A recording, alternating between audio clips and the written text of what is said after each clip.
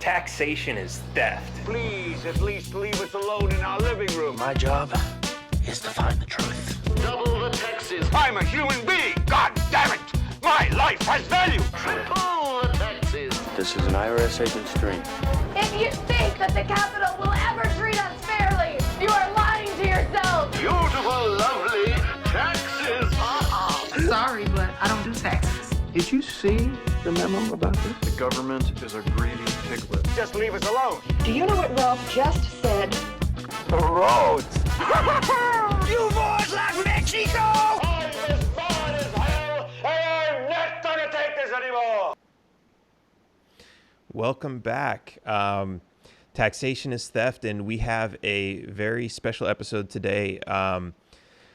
Of course, you probably noticed it's early in the morning, and we usually do these at night, and we'll upload this again later tonight so that everyone can watch it at the normal time. But the reason that we're doing this so early is I have a couple guests on from Hong Kong, and it is actually late in the afternoon over there. So we're just accommodating their time zones, and we're gonna be talking about a lot about what's going on and kind of just what life is like in Hong Kong and what they're worried about, what's what kind of tyranny they're facing, because Hong Kong is kind of facing they're a part of China, but they're separate from China. They have a lot more freedom than most of China, and we're going to talk about what kind of transitions are Hong Kong is going through and what sort of issues are coming up. So I'd like to welcome Josh and Uncle Jaeger, which of course are not real names because even as we speak, there are very what could I call these high risk security concerns, just knowing names and voices. And in fact, as you listen to this, you're going to hear that they have a filter over their voice just to avoid any kind of voice detection software because of this. So hi and welcome. Hi, hello. So my name for this podcast is Josh, and this name's got a little special meaning because Josh is the name Josh is actually the name of Carrie Lam's younger son. And Carrie Lam once said that she thinks, well, she's the mother of Hong Kong citizens, and what she's doing is actually disciplining like a mother, but apparently she's trying to oppress us and use brute force to attack us. So that's why I came up with the name Josh. Just a little joke. Right. Interesting. And I'm Uncle Jaeger, just a regular Hong Kong citizen. So you're both Hong Kong citizens, and one of you is currently living there. Josh, you're studying abroad right now. Is that right? Nope. Hong Kong student, actually. And Uncle Jaeger is a Hong Kong worker. Okay. Well, I would prefer a businessman. Yeah. Okay. And so let's talk about, let's kind of first give everybody a history of Hong Kong from your perspective. What is Hong Kong? Because a lot of people think it's just part of China, but there's a little bit more history there, and why it's so different and why it's a little bit more of a free zone than what the rest of China is. So, okay.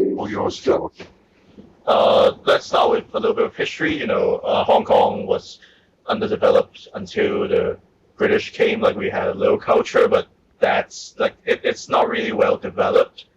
We can't say that, but it's got a little bit like it's not always the shining part of Chinese history until the British came in like the Second Opium War, is it? No, the First Opium War. The First Opium War, yeah. They 1842. Yeah, they invaded Hong Kong Island, and eventually they took over Hong Kong. So, and Hong Kong started developing under British rule. It's until 1997, where Hong Kong so-called returned to China. And what's special about Hong Kong is that, we were a British colony. Many citizens were like they were educated under the British system. They lived under the British administrative system, and so we kind of built up a sense of belonging to the British. But then after the transition to the Chinese government, you know how the Chinese government rules, especially for the 1997.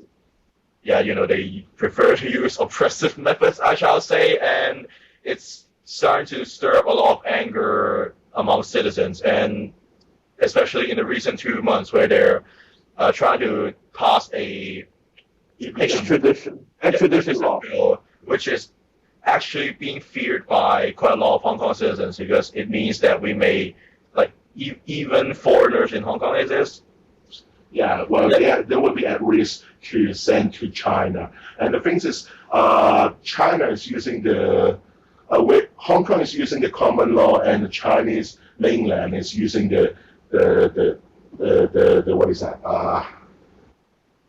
It's more of an authoritarian type law system. Yeah, exactly. Yeah, Exactly. no one trusts the mainland government I system. mean, including themselves, they don't trust their law system as well. Yeah. Then why should we trust the Chinese government? That's That's basically the story. Okay, so and that's kind of we know a little bit about that. We know the British were there when the British were there prior to 1997. Was English the main language there? Is that the main language that ran all the government? Was there like a normal system of courts and due process? And do you feel that the police were justly enforcing crime more or less? Was there like a big surveillance state? Was there any of this going on, or was it because even in the UK they have a lot of surveillance going on, nowhere near as much as what China does. But what was kind of the general feeling with that? Well, at the beginning, everything is kind of sort of okay. So how about let's start after the 1967 riot. So that riot is organized by the mainland Chinese government. Leftists, basically. Yeah, basically it's the leftists or the Communist Party are responsible for the riot and for all the bombs they set up in Hong Kong and murder the citizen and the police alike. And after that, one of the governor, the British governor, sees the problem. So he made a very aggressive reform. The first is the Anti-Crime Bureau, which is aka the ICAC. So which to compensate, we would call it compensate what their mistake is, and also but at that time the police react like pretty violent, like they almost like start another riot from the police. But luckily, the governor said, okay, let's bygone on the bygone. So after like a certain day, I can't remember when it is, and all the police, you've been forgiven. But after that period of time, there are a lot of like let's say movies from Jackie Chan or like media, and also including in the police themselves to try to reform, to make things better. But after the 1997 handover, at the beginning, like they start to restrict the protests. Like in the past, like if you protest, go out, no problem. You mean like silencing the dissent? Like people disagree, they come out to protest, to voice their opinion, and then they just oppress them, don't let them come out. Like you can't tell them not. That is only recently. Yeah, that is recently, but start from 1997, like they will request the protester or the organizer to have a agreement with them first, and they will be and the police will issue a permit for that. And after that, things get more and more intense. Like recently, they just said, okay, no more protests, no more gathering, nothing at all. And it just The more they do that, the image of the police is getting worse day by day. And not to mention, I think then have you heard about the 21st of July? Oh yeah, the assault, I should call The it. so-called terrorist incident. Yeah, Because the thugs or the triad, the mobs. yeah, basically. The mob. yeah, A bunch of people in white. citizen randomly. I mean that in the same world, this will call it a terrorist attack instead of a gang assault or something like that. Yeah, yeah. Yeah. They only change.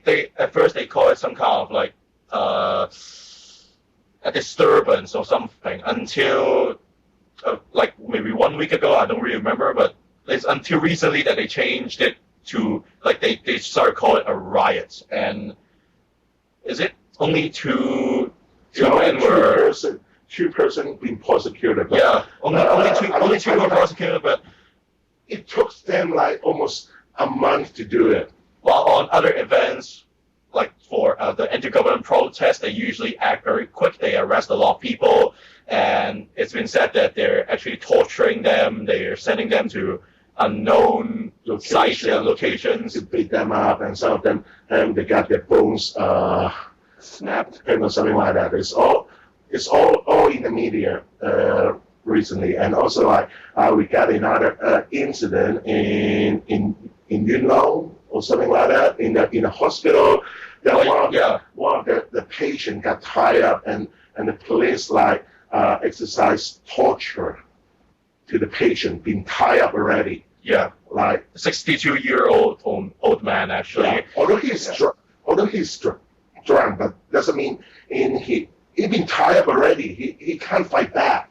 Then why the police need to exercise this kind of assault? So, I mean, it's unbelievable. I mean, and for all these years, the police try to image themselves as the Asia. Like the safest, the safest city before of Asia. before they tried to promote the bill, they said that Hong Kong is the safest city. But then right before they tried to promote the bill, they would just say, Hong Kong is very dangerous. It's a safe haven for criminals. For criminals, mobs, gangsters. That's pretty much BS. Yeah, they just made that stuff up on the spot because the people rioting are not for their cause, so they're like, okay, these people are terrorists. So let's put it basically, the triads and the cops are using Antifa-style methods on us, the Hong Kong populace. Well, them anyway. I'm not currently in Hong Kong, so I mean, the police is just exercising their brutality on the fellow citizens of Hong Kong. God damn it. I mean, if you look at history, how the Third Reich rise up, the SS, the SA, they beat up people are not so-called patriot or against the Jewish people or anything else. Right now Hong Kong is basically the crime is that you express something that's not to their standards. This is stupid. So really, it sounds like your free speech. You don't have any free speech. You're very restricted in what you're allowed to say, especially publicly. Yeah. And it sounds like even so, a lot of these protests, which and I saw some of the footage from some of the earlier ones where it was a lot of people, but they were marching through the streets. They weren't doing anything violent. And then later we saw a lot more of that violence, and that was kind of we saw the police sending tear gas out, but we didn't really see we didn't see the people. Gas. It's not just tear gas. The tear gas is expired. And the thing is, some of the video you saw, some of the protester throwing Molotov or rocks or using a slingshot or something like that.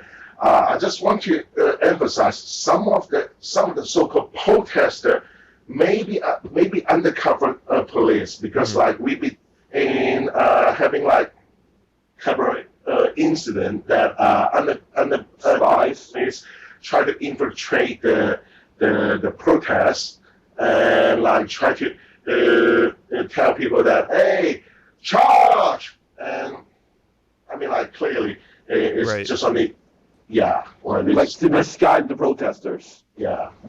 Right. Some And of the, like that- those spies, they're just trying to just screw over the people, screw over the protests, so the cops can have to weigh on the people and infringe on the rights more. So And try to basically, explain the protests as like, oh, they are mobs, they're terrorists, or like, well, if this keep continuing, the Chinese will, the mainland China will send their PLA forces to come to Hong Kong to like arrest all those people. But I mean, at the first place, everything is peaceful. yeah, And the thing is like, the more peaceful we are, the more headache they are because they can't crack down a peaceful protest. If we come out every time, every Sunday, every Saturday, peaceful walk like holding signs, just holding walking, sign yelling quotes. and just stand, occupy the street or something like that, and after that we just go home. And I guess like they are more headed because they can't frame them. They can't frame them as like The so-called terrorists. or a rioter or something else. It's just to them it's like, okay, what can we do? I think I have to disagree on that point because actually on the 9th of June, there were like the first 1 million people protest happened and the government's response was actually, Pretty useless. yeah, it's really useless. They just ignored, like they ignored the whole protest, okay?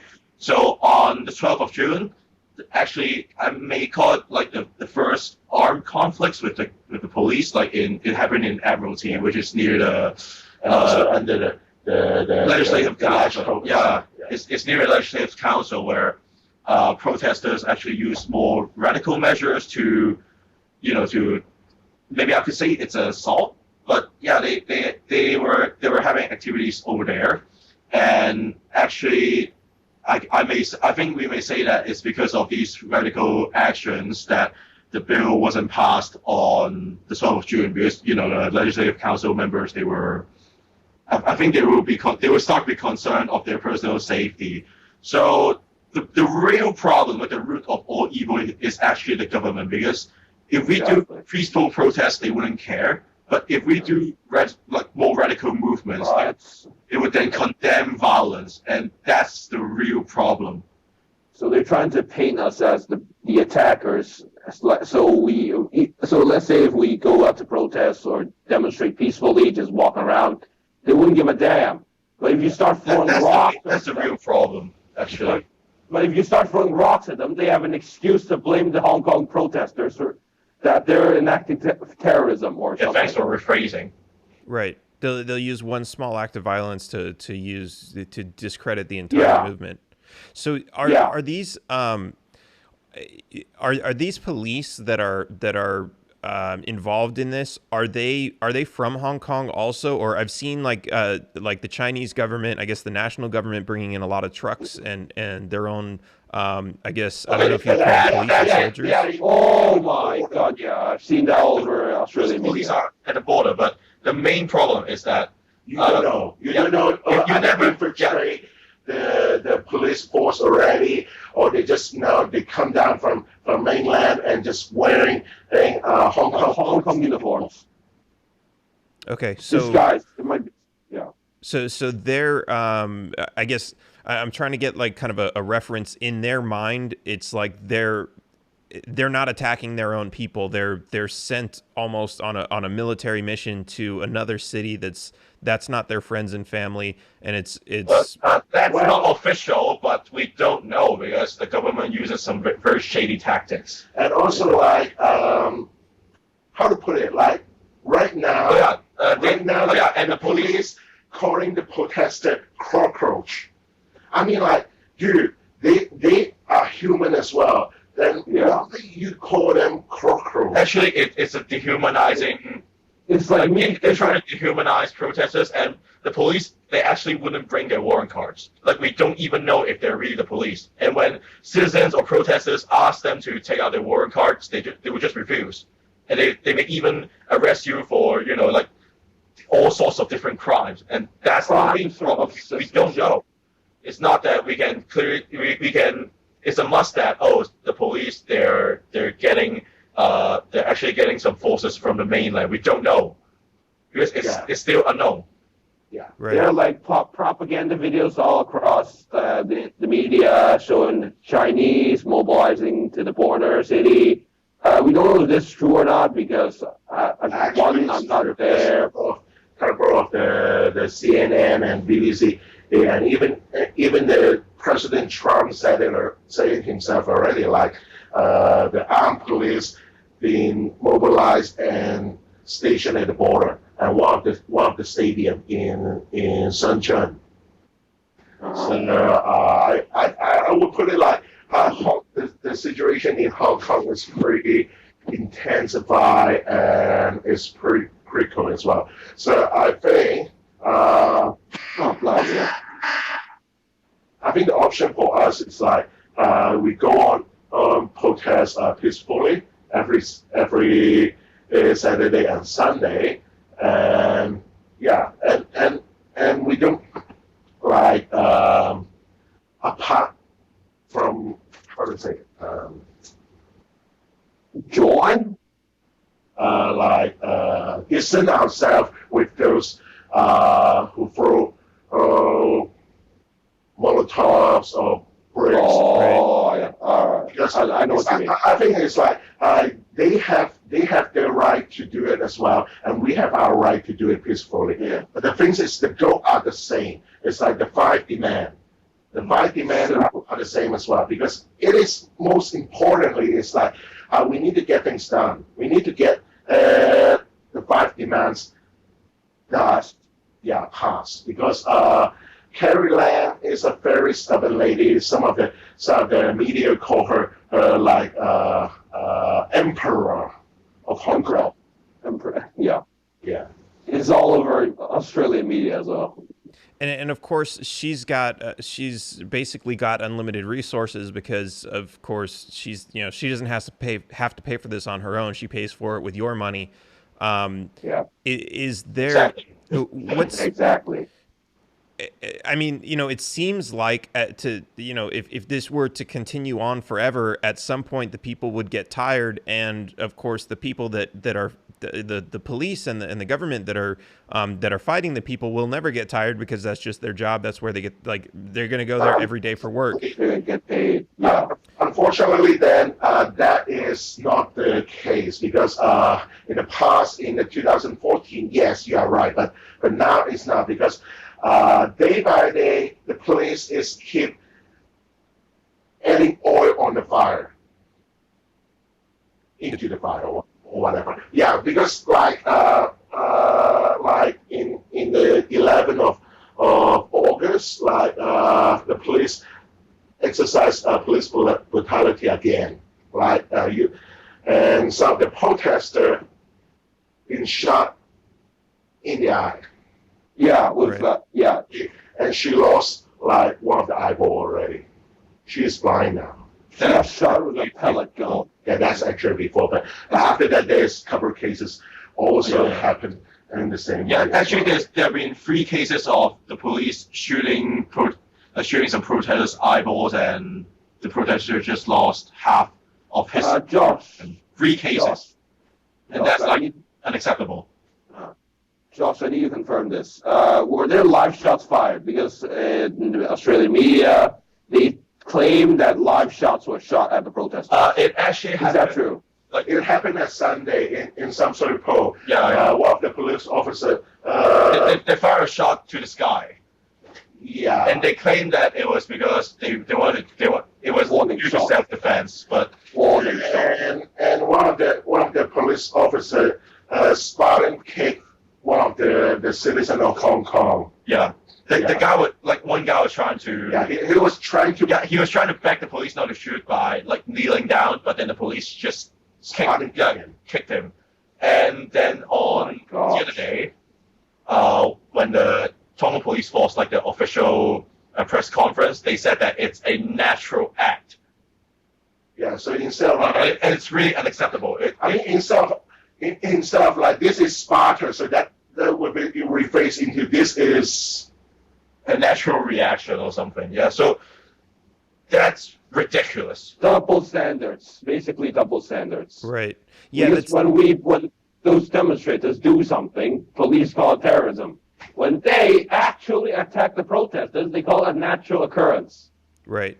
Yeah. To put that in perspective to anyone listening in the U.S., that's really like, you know, when the police come to you and they've got all their guns out and everything, and you know you get stopped, a regular traffic stop, and you're surrounded by 5 police with guns. You're supposed to just stand there and put your hands up. But if police comes onto your property illegally and you come out thinking it's a burglar and you've got your gun out, they'll shoot you and say, "Oh, I feared for my life," and then it's okay, even though they had no reason to be there. And no reason to be there in the first place, and they're the threat. Sadly, they're not living in America. You can't own guns. So to the Americans, do not mess with the Second Amendment. That's all. Let's talk about that, because I've seen a lot of protesters who are out there calling for the Second Amendment. They want the right to be able to own guns because of these protests, and I guess before that, maybe it wasn't an issue because they weren't really butting heads with the government. But now that they are, is this kind of a new thing that they're seeing? Like, hey, we should be able to defend ourselves.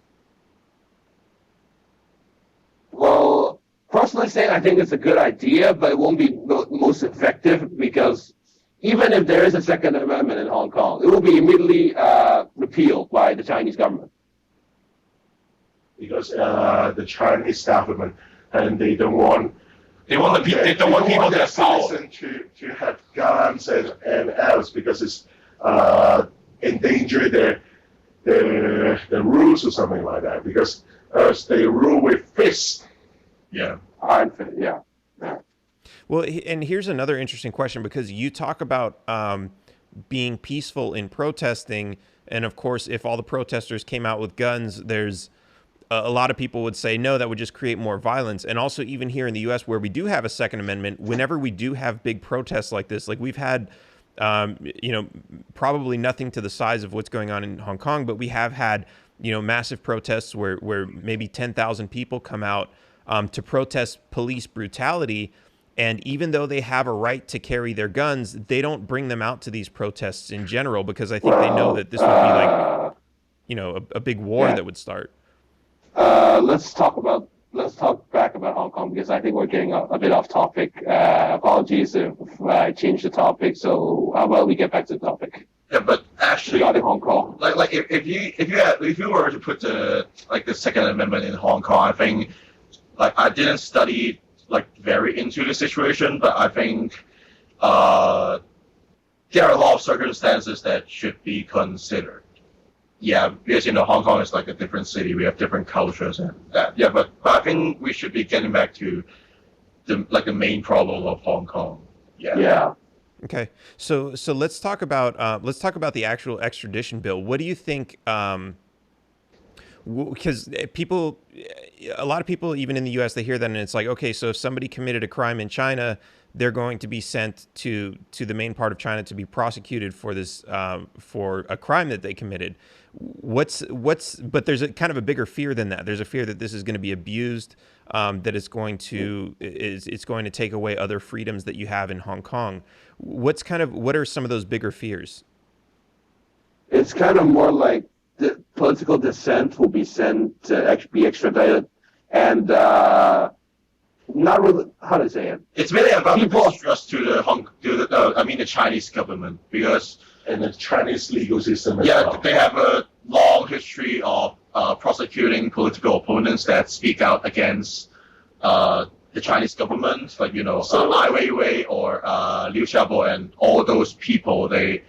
All people fighting for human rights in China, they will be prosecuted or even tortured, imprisoned until the end of time, something. So that's the main problem about that's also a problem about the extradition bill. Yeah, and because the bill gives basically a limited power to the government to send people back to the mainland, and the mainland judicial system is actually distrusted by a lot of people. So that's why we are standing out to fight against this extradition bill. And one more thing as well, like how about every American listener just imagine yourself like you're in Hong Kong after the extradition bill will be passed. So you will see like the political will change to like everything into nationalism, like no more Democrat Party, no more anything, but Communist Party or a party that support the Communist Party. So you're going to Beijing. If you are let's say then including yourself, like since you do this kind of broadcast, when you come back to Hong Kong for like interchange or something like that, great, you're Beijing. No, and I need to gulag. Yeah, so I mean, like that's the reality. So that's the reason why we fight so hard, and not just that. It's like it's bad for business as well because that is well we. Businesses are afraid to get extradited. The last governor, Chris Patten, mentioned about the extradition bill, and the reason why they exclude the extradition bill to China because it's like a firewall to protect the businessmen in Hong Kong or foreign allied to protect them from the tyranny of the mainland Chinese government. So I see. So even if I came back now, if the laws pass, I'm dead. They know that I've been on this podcast and they will accuse me of working against the state, and I'm dead. If the laws pass, anyway. Right. So is there, I'm trying to understand this relationship with China. Is there anything good that China does for Hong Kong, or is there any kind of movement for Hong Kong to just separate itself from China and become its own country just on its own and I guess not have any relationship with China? Do you mean like you mean Hong Kong or in China or both? In Hong Kong. Hong Kong, yeah, like is there any? I mean, it sounds like a lot of people don't want this extra attachment to China. So is there kind of a movement that they would kind of like to go back to not the British rule, but to at least be completely separate from China and maybe, not even have the Chinese government as, a higher level at all, just completely disassociate as if it were a separate country? Well, that's that's a really highly controversial topic because it started from a few years ago since the umbrella. It was starting from then that some voices in the society asked for independence in Hong Kong, but they continue to be the minority even until now. Like in some protest movements, you can see protesters upholding the flag, writing independence for Hong Kong, but it's not. I would say that it's not the majority. Like I've been to a few protests. When I see people, they wouldn't like. It's not the main focus, but that's what the Chinese government's actually trying to frame us as. Whenever the protesters come out, they would just say, like the media, the Chinese government, they would just frame us as like the independent movement in Hong Kong. Yeah, but it's actually not true. It's not. It's not the people back in China. The people who support the independence movement is still a minority, actually. You're talking about like less than 1% of the population in Hong Kong. I don't dare to say that.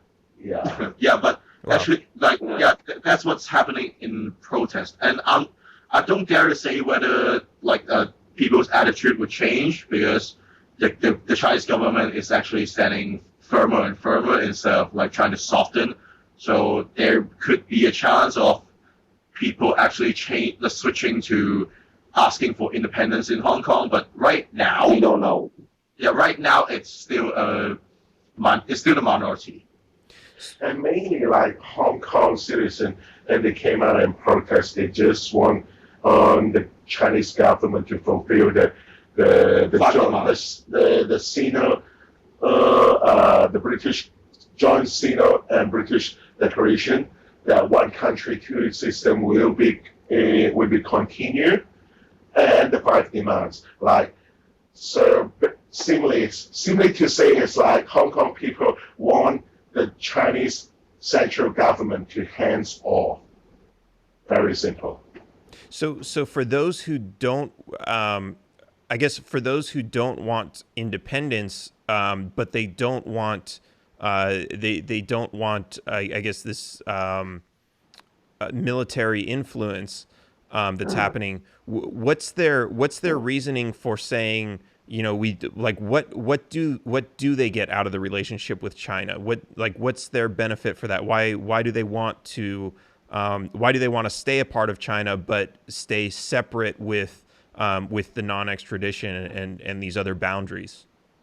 Because I would say that it's because of the special status of Hong Kong. We rule, like, supposedly we rule under the one country, two systems, in which that the Chinese government would have their way, while Hong Kong would stay as it was before 1997. And for like 50 years. That's a promise from getting out by the joint declaration of China and Britain on Hong Kong. That special status is actually why people would say, oh, Hong Kong, like in the administrative side, it's counterpart of China, but actually we're not China. It's kind of strange. Yes. So if you look at Hong Kong, like, we got our own postal system, we got our own currency, we got our own police force, medical system, education system. Even the way to drive is completely Britain. So if you come to Hong Kong, you will see we are kind of like a ground jewel of the British descendant. But if you go to China, it's like another different story. So China is China and Hong Kong is Hong Kong. So there is like two different systems because we've been separated more than 100 years already. And not to mention, we all know that mainland China is communist, and we are or socialism or something like that. So in Hong Kong, it's running like capitalism. So that's the difference. And also, like in China says it's socialism. It's actually capitalism, but it'll be another story. Yeah, and mention, like they don't have the power to free of speech, like assembly, and like protest the government, because if they try to protest, they're dead and speak out and you're dead. Yeah. What else? Oh yeah, and vote as well. And we have like a tiny little bit of democracy in Hong Kong, where we can choose our senator in the large co, but and that's it for now. Yeah. It's for like a 50-year deal. So if the 50 years is over, like in 24/7 or something, they have the right to legally take away all our freedoms. Because it's you can't say that, but years. Yeah, that was the promise that was made before, but you never know how the situation develops. Yeah. Right. Right. Is there a movement to extend that beyond the 50 years, or is that something that's not on anyone's mind because it's so far in the future? Well, that is a little bit of uncertainty about that, because back in 10 years ago, the last Chinese leader said, okay, Hong Kong, how about we just remain what it is? Like, don't worry about the 50-year unchanged, because, after that, it's been a while. But after Xi Jinping came into power, oh my God, everything has changed. It just distant away from the declaration, and the foreign correspondent in the Chinese diplomatic. That guy. Like that guy who said the joint declaration is ended and Voided. Yeah, voided already, and everyone is just freak out because you can't, like, you sign a contract, and after that they say it's past, it's a past tense. Yeah, it's a big WTF moment. Yeah, and that is just unthinkable about this, and not to mention like back in 1984 when they signed the joint declaration, Deng Xiaoping mentioned like why is 50 years unchanged, because we believe that 50 years later China also have democracy. China will also be changed to a democratic country. So there will be no longer need that 50 year change. No longer need and one country, two systems, because we are the same. But currently, the future Because is it's unknown. like, no, actually it's the other way around. You, like China said, pointing a finger at us, like, you need to change and follow us. Yeah. Otherwise, we'll just get you. You're either for us or against us. The whole concept like this. Right. So If you don't follow us, you die. Right, so they're trying to, it sounds like, keep it separate for now, but then get everybody kind of on the same page, and then once that's done, then they'll be able to just say, okay, let's all become one thing. Just compromise, yeah, something like that. So what's the border like right now? Like, is it do you have to show passports or anything to go in and out of Hong Kong as if it's a separate country, or is it? Yes. Yes, and But speaking about border control, okay. So basically, now people, like, as I said, we need to show our passports, we need to get through checkpoints in order to enter China and get back. But now, like for the past, it's almost 3 months now. For the past few months, the border control, they actually would ask people who like wear black shirts, because teenager, like they would just ask people who are suspicious. They would check their phones. They would do like background searches. They would do a lot of horrible things.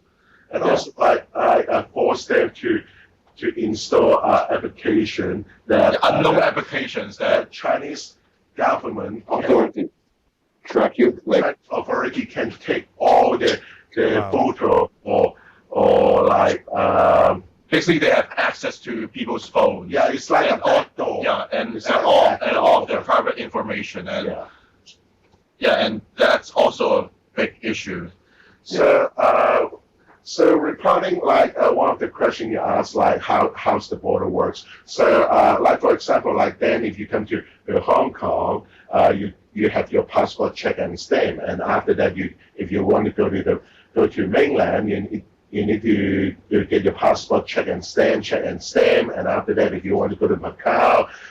Just like it's the island next to Hong Kong, check and stamp, and after that, if you want to come back to Hong Kong from Macau, and you have to go check and stamp, then you end up like how many? 1, 2, 3, 4, 4 set of check and stamp. Wow. So it's like a country. But has borders with its own cities. Some, like other cities, with other cities have actually, borders. like a with them. couple of the YouTuber in like a Fox or VOX Vox, Yeah. they make like a border series about Hong Kong. So it's pretty interesting. Like that guy tried to go to Suncheon and go to like Macau and come back. So it's like a little bit like a city, a country, but not a country. A country like not. So it's a mess. So I just want to get this clear. So if you're in Hong Kong and you go from Hong Kong to Macau and back, you get stamped by Hong Kong and you get stamped by Macau. Do you also get stamped by China?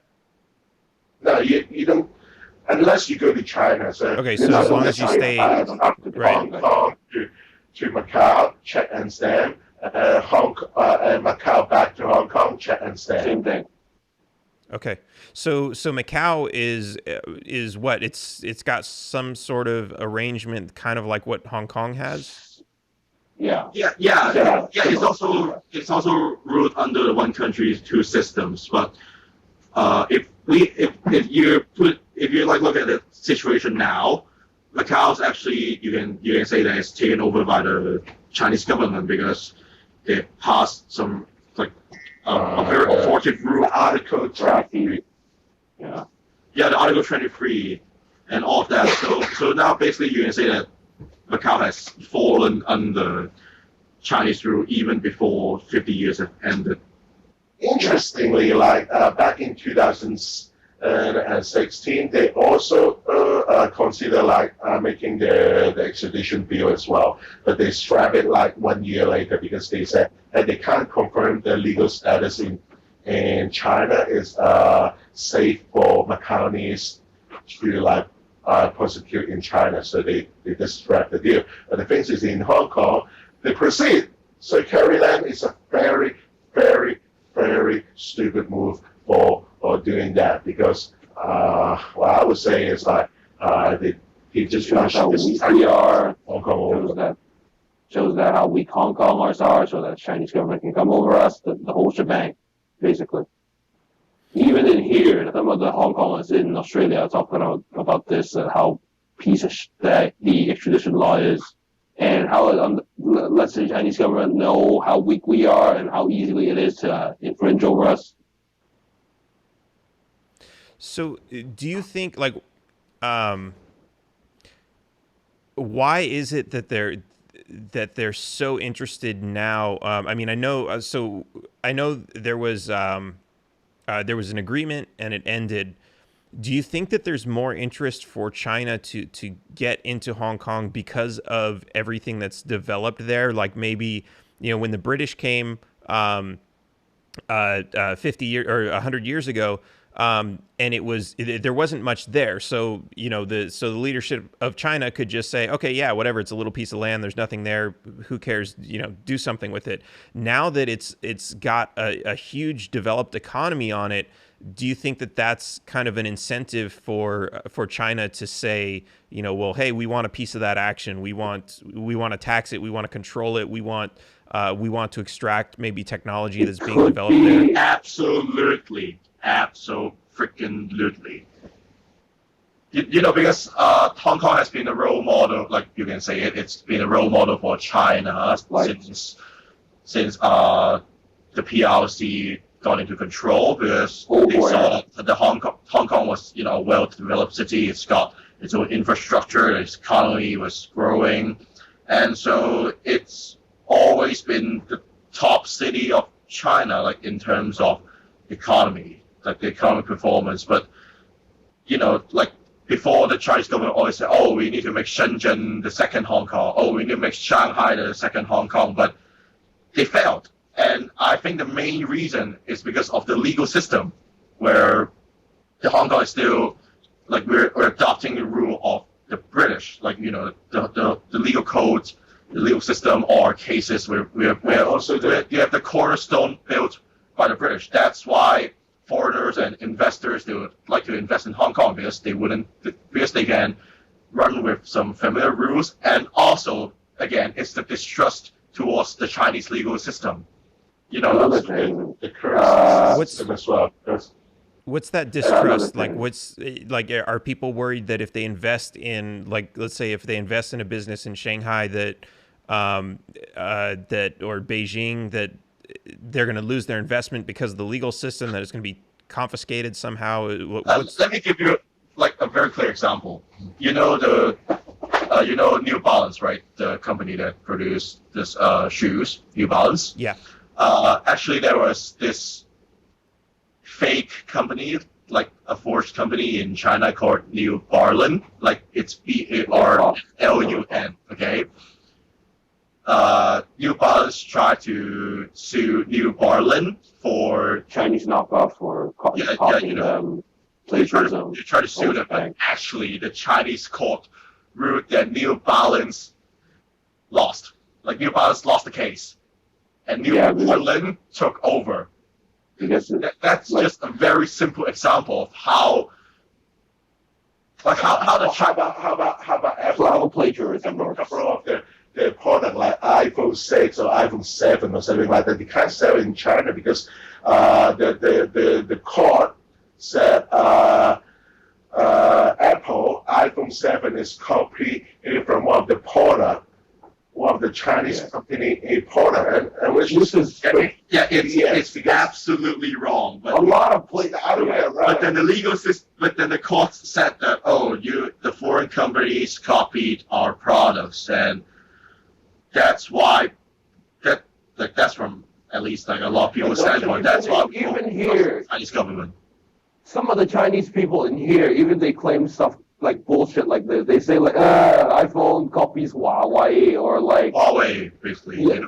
It's got it. And then like Hong Kong would be nothing today without China, or it's like something like that's another story. It's about they flipped the whole narrative around. There's the perception of the Chinese people. And like if you walk into like one of the Huawei or Xiaomi store, and it looked exactly the same as Apple Store in like any Apple Store around the world, because you just copy and paste. So and they won't be sued for that. There are a couple of YouTubers or like press correspondent, and they reported that already, but they are really shameless. They're like, oh no, it's all okay to us, and I mean, for our point of view, it's like, okay, well, it's good for the customer, but I mean, and for every American who listening into this, I mean, it's really sorry for you guys, because we got like this kind of like the Chinese government got this kind of company stealing from your country. Stealing your info, making it theirs, and That's then wrong. But the thing is, like the Chinese government is still willing to protect them. But even though they're stealing foreign technology. and a normal foreign company can come to China, because China is just stealing from them. Interesting. So that's the reason why Because they're afraid that when they establish their own like little business in China, a little branch in China, like McDonald's, for example, and then the Chinese will be like, hey, okay, let's copy them. And then they made a rip-off of it, and then it's because it's protected by the Chinese government. So McDonald's, for example, cannot sue whatever Chinese knockoff they have. So they're afraid of this, and that also because Chinese government loves to switch narratives. So this just causes more fear in the companies to not invest in China and instead invest in Hong Kong. So do you think that, or is there any kind of a movement to say the Chinese, instead of trying to take Hong Kong down to what China is, to say, look, the reason we're so successful and the reason we have so many investments and the reason our economy grows so well is because of these rules in place. And so if China wants to kind of be better and be a part of that they should change their rules to be more like Hong Kong. Is there any kind of a movement like that going on? Some of the Hong Kong Democrat leader, they tried to do that for the past 30 years after the Tiananmen massacre, but it's very unsuccessful. And recent year that in Hong Kong, the 4th of June, normally like there would be people to mourn that, but year by year, it's getting less and less people to go to that, because we start to distance ourselves from like Chinese. We won't call ourselves a Hong Konger or Hong Kong citizen or Hong Kongese or something like that, which the Chinese government are very, very afraid about that. So because they always misunderstood this kind of like nationality or like self-proclaim or something like that to like Hong Kong independent movement. They always link both to. So you're saying you would call yourself Chinese, not Hong Kong, not a Hong Kong. Actually, it's the other way around. I would call myself Hong Kong or Hong Kongese or whatever you want to say, like a Hong Kong citizen instead of Chinese. I see. And you're saying that's starting to become the trend, and people are doing that more now? Yeah, it's always been a trend. Yeah, I mean, after what Carrie Lam did, I mean, like that trend is skyrocketed. Even before that as well, because the Chinese government has been doing these shady things and all these. I say it's disgraceful. Like it's a freaking joke to let such a large country it's got a very large GDP, like a very developed industry to do a lot of these copyright infringements and all these acts. It's making us feel ashamed to be so-called Chinese. I see. That's interesting. And of course it's the leadership of Hong Kong that's kind of like, do you feel like they're selling you out? They're not the government of Hong Kong is not like they're not representing you. I say it's because of the stupidity of the Communist government. They just want control. They don't understand. Yeah. They don't understand the values of freedom, liberty, and all that. They just think, I do it my way. Like, look at the One Belt, One Road developments. They only know how to grab money, grab control, but they don't know how to... No negotiation. Yeah. Negotiate. They don't know how to negotiate. Yeah, they don't know how to be a role model, like how to be a real, like a respectful big brother sort of figure. They only know how to control. Yeah. Yeah, we see that I see that in politics all over the world. It seems to be the people who want to get into those positions of power are usually those types of people, and so that's kind of the natural order of things. But is the leadership in Hong Kong, are they mostly from Hong Kong, or do you have any of those that were maybe from China originally and recently moved, so they're bringing that influence? Well, there's only one rule, is that you have to be patriotic to China. That's it. You said that there is a law that you have to be patriotic to China? Yeah, all you need to do is like, I love China. Well, that's happening in the government. Yeah, like before they even declared that people who enter LegCo or the authorities should declare that they love China and love the party. Like they need to declare their allegiance. And that's for the government of Hong Kong that's required to do that? Yeah. Wow. Actually, a few legislative council members, they were disqualified because they were accused of doing rude acts when they were swearing. Yeah, when they're recently reading their oath. And recently, just in like they tried to force the teacher to join that as well. They have to ask the teacher to swear allegiance, to say, I love the country, I love the party, in order to continue their job. Yeah. Wow. That's really interesting. I mean, usually, like, I would think that would be towards, I guess I'm trying to picture this in reference to how the United States works. Where the states are kind of individual, but I guess you do still, even if you're elected to a state in the U.S., you still swear an oath to the federal government and their constitution. So I guess maybe it's kind of similar that way, but at the same time, it's. I mean, if you swear allegiance to the country or to the constitution, not to the party. Like let's say, right. I swear allegiance to to Donald Trump, to the Republican Party, in order to get a job.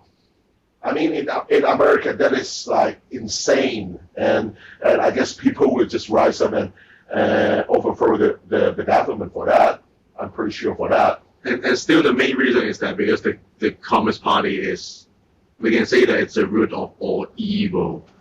Yeah, it begs for money. Like, it's very hungry for money, for power, and it's doing all of these acts to try to maintain its control, like, amongst its people, and even tries to financially invade other countries. And that's the real problem here. That's why we don't trust the Chinese government. That's why people don't trust the Chinese government in general. Right. Now, except for the Chinese people, because they're brainwashed. Yeah. Well, actually, I was just about to bring that up because there's like we just talked about, the leaders who usually get into politics usually have one mindset. If you look at the U.S. government, the high ups, the military, the president, they always want to invade and bomb these other countries, but most of the people in the U.S. want nothing to do with that. Is that kind of the same well, I guess you kind of said it's not in China. A lot of people, because they're brainwashed, they just kind of support whatever the government's doing. Is there, I guess, like, do the people of China want to absorb Hong Kong as much as the leadership of China wants to do that? Actually, I guess the Chinese citizens have no say about that because, the state media tell them what to do or what the media say, and they have to say the same as well. Otherwise, they're in deep trouble. Otherwise, they lose their job, they lose their health care or anything else. Everything, like they might have to pay extra tax for that. They might have unthinkable consequences. I can't mention because none of us is mainland Chinese, so we can't tell you what will happen. But the thing is, like, why the firewall exists, because to prevent the evil hand of the mainland Chinese government or the Communist Party to spread their influence to Hong Kong. But since the extradition bill is here and is still here, because the government haven't fully withdrawn that, so there's still a risk that Hong Kong may get observed, like, eaten by China, mainland China, before 2047. Is there so something you just said that's really interesting? Is there, China's your neighbor? Is there a lot of communication between people in Hong Kong and China? Yes. We can, like, in mainland China, in mainland China, they don't use Facebook, they use Weibo, and people in Hong Kong, we can access it. So, even in recent years, a lot of people, they're promoting trips to mainland China. Even like my dad, he goes to China once in a week to work. So I'd say that we have some kind of dependency. Like, we are like the two, like Hong Kong and China, where we have this sort of relationship. Yeah, we're not actually that isolated because, like, in terms of the economy, we have the CEPA, like a lot of mainland tourists actually come to Hong Kong, and, like quite a large number of tours to mainland China is already organized. Even some of my relatives have moved to China. So I'd say that there's been quite a lot of communication, but the main problem is that when the mainland Chinese, like, even if they come to Hong Kong, they were so built into the mindset of which the mainland government has brainwashed them into. Like, they would always say, Hong Kong must obey China. China is your big daddy. This is my favorite. Without the Communist Party or without China, Hong Kong is doomed. Yeah, they're so, like, many of them are so brainwashed into this idea. And even if people with rational minds, like, they're trying to say, it's actually not the case, we've got facts to support that. Even if these people, they won't come out, they're just a minority. Straight out ignore. They'll straight out ignore all of even that. if they successfully evaded the prosecution of the Communist Party, they would still be a minority because the Chinese government has controlled media, the mass surveillance. They don't have access to free information. We've got Facebook, Twitter, we've got YouTube, we've got a lot of these different media sources telling us stories. But in mainland China, you can only access what the government wants you to see. Yeah. That's the real main problem. Like in mainland China, you can go to CCTV, no problem. But you can't go to CNN, BBC, CNBC, Fox News. Definitely no. Okay, you want to go check Twitter check Trump's Twitter? Nope. No. Even if they do, they'll just report what the Chinese government wants you to hear, like Trump said this nonsense. They only use VPN to gain access, but usually these people they use VPN and they come and scold others. Like they scold. Like recently, there's been a surge of those. We tease them as 30 cents because they receive actually a lot of them receive payments. Like these paid boxers from Chinese government or even just people, they use VPN, they go to Facebook, they go to Twitter, they go to YouTube, and they say, oh, look at these Hong Kong they call protesters mobs. Like, oh, look at these mobs, they're doing this, they're doing that, they're doing acts of violence, blah, blah, blah, blah, blah. And so mark my word, Dan, if you put this in YouTube or in your Facebook, might be like 2 or 3 days later, the Chinese the internet army might invade your Facebook page and put a lot of comments that Hong Kong is part of China, blah blah. One thing, you Americans don't care about what the Hong Kong situation should be done by the Chinese government. One thing I like to say, as much bullshit they spread online, they still have the right to say it. They still deserve the right to speak. I mean, sure, it's their opinion. Despite it's true or not, then yeah, it's their right to speak it, and then we have the right also to listen not to listen whatever dogma they say. That's totally fine. I mean, right. In Australia, it just says like some Chinese Facebook profiles were removed because they spread misinformation. Whether it's true or not, they should be able to have the right to speak. Right. So what do you guys think? Yeah, we do see a lot of that. I mean, there's a big movement even here in the U.S. because the big companies like Facebook and Twitter are censoring certain profiles for that. So there's still a big movement to find some sort of decentralized path for that they can't take things down.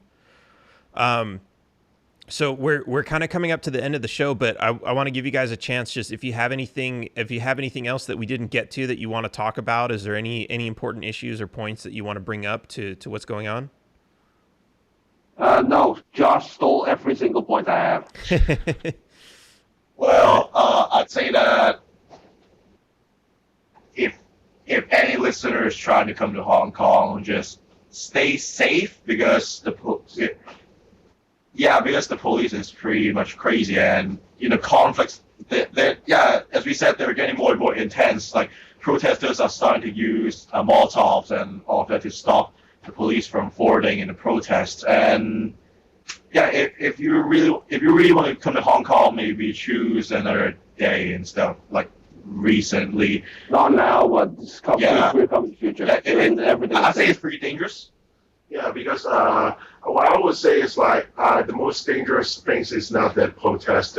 The most dangerous things is the police. And if you look at the news clips, some of the protesters they went to the mall in one of the shopping center, and the citizen of Hong Kong just greet them as like a hero. And if a bunch of police just walk by, they are totally freaked out. They like they saw a ghost or something like that. And remember, if you come to Hong Kong and if you're in a crime scene, don't call the police. Don't call the police. There's been a few incidents where the police actually assaulted foreigners, and there have been some pro-government protests. And whenever foreigners go near, those people will spit on them. They just say, "Oh, you're from the CIA. You're like a spy. You're undercover." Blah, blah, blah. Yeah.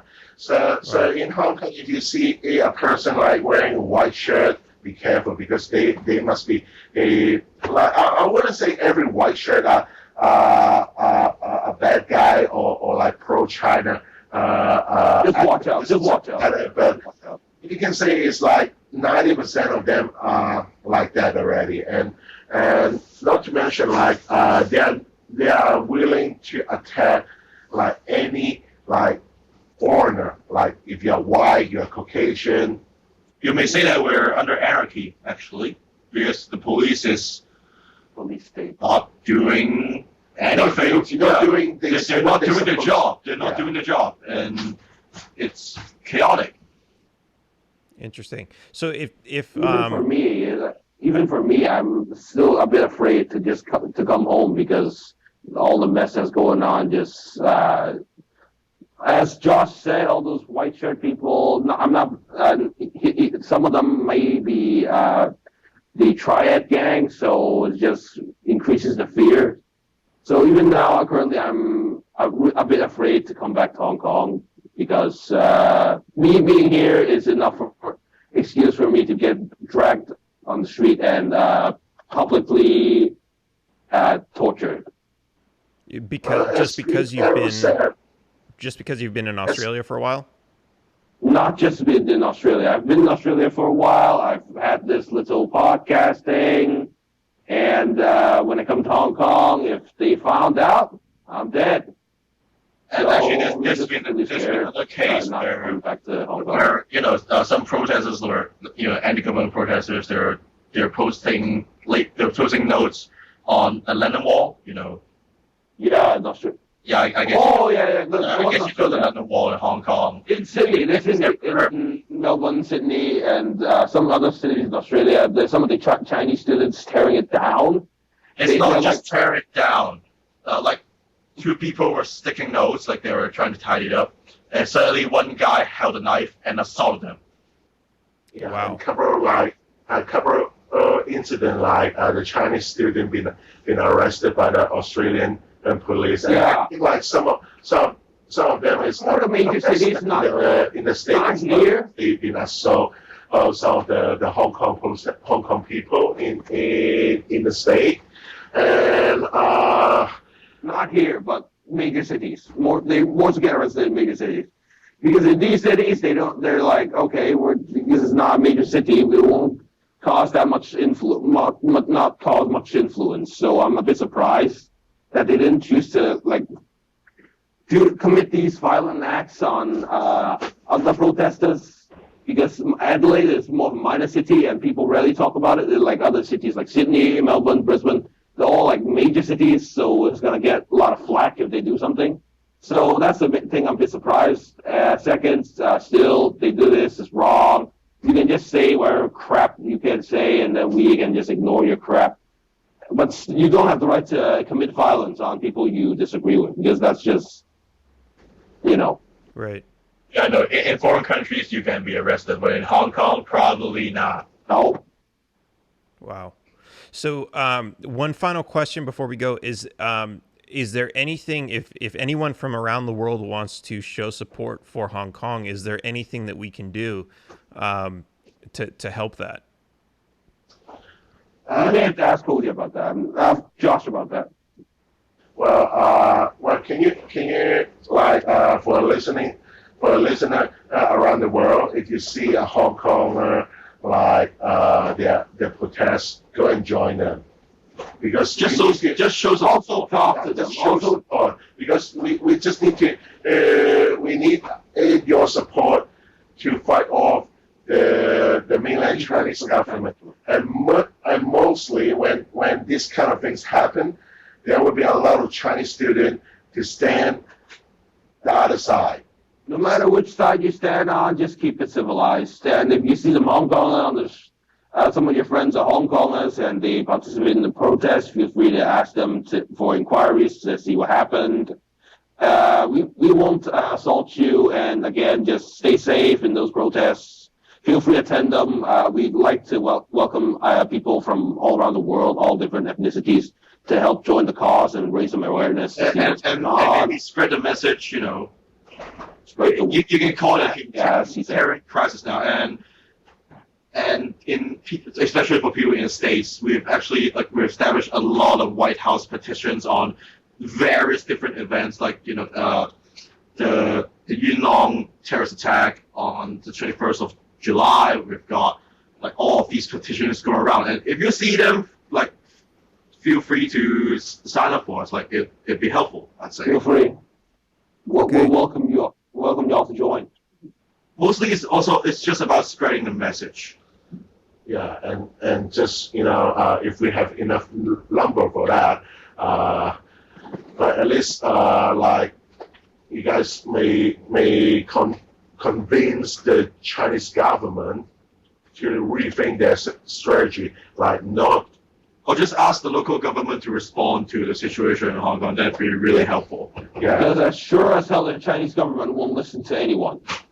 So contact your local, as Josh said, contact your local senators. Tell them that this stuff happening in HK is BS, and just raise public awareness. Just don't talk to the Chinese government, because most likely they won't even listen to you. Done. Awesome. All right. Well, thank you guys for coming on the show and talking about this. It's a really important issue. I know it's risky for both of you, so thank you for doing this. We'll stay in contact. We'll keep talking. If there's any news or anything, give me a shout out, and I'll do whatever I can do to kind of help get that word out over here also. But thank you again so much. This has really been awesome. Thank you, Dan. Thank you. If it wasn't for you, then we wouldn't even be here today. Thank you. Awesome. All right, so I'll see you guys around, and taxation is theft. Okay, bye. Okay, see you. Taxation is theft. Please, at least leave us alone in our living room. My job is to find truth. Double the taxes. I'm a human being. God damn it. My life has value. Triple the taxes. This is an IRS agent's dream. If you think that the Capitol will ever treat us fairly, you are lying to yourself. Beautiful, lovely taxes. Sorry, but I don't do taxes. Did you see the memo about this? The government is a greedy piglet. Just leave us alone. Do you know what Ralph just said? The roads.